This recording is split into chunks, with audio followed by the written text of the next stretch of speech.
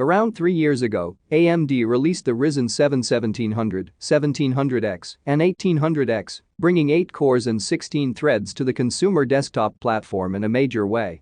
In 2020, there are 8-core CPUs from both Team Blue and Team Red, and offerings up to 12-core, soon to be 16 cores. From AMD. With this plethora of options, and AMD still producing and selling the second generation Zen Plus 12nm chip, you may be asking yourself, which CPU do I buy? The 2700X for around $250 or 7nm 3700X? Normally, in these circumstances, it is always a more nuanced answer depending on your budget and workload, but has AMD finally given us the no-brainer product upgraded that we have been dreaming of since Moore's Law died? So without any further ado, let's jump into the comparison and find out which one to buy.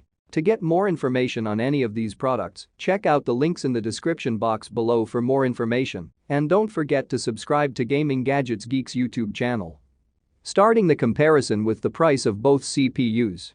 The 2700X is available on Amazon for around $250 and the 3700X is around $329. So let's find out how much $80 makes the difference and whether spending extra dollars worth it or not. If we talk about the features difference of both CPUs, there are many new features with Zen 2 that are worth noting. PCIe 4.0 on X570 for new lightning-fast NVMe drives, PBO 2.0, which essentially makes docking a thing of the past, better integrated memory controller, so you can use RAM up to 5100 MHz, better latency overall, with Windows scheduler and chipset updates. Next, let's look at power consumption. TDP as advertised by AMD, usually a pretty good indicator of power draw at stock, unlike Intel's TDP.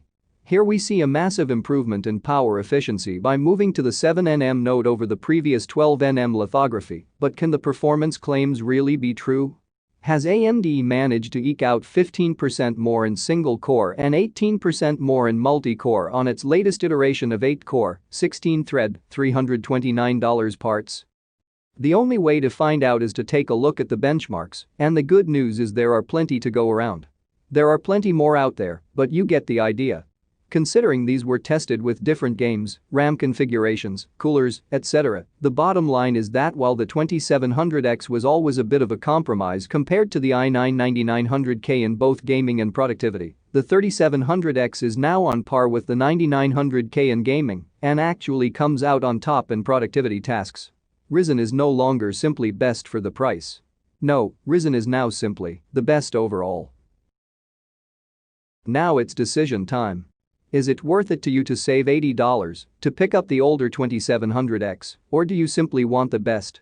All I can tell you is that I have already sold my second-gen Ryzen CPU to make way for Zen 2, the Ryzen 7 3700X all the way.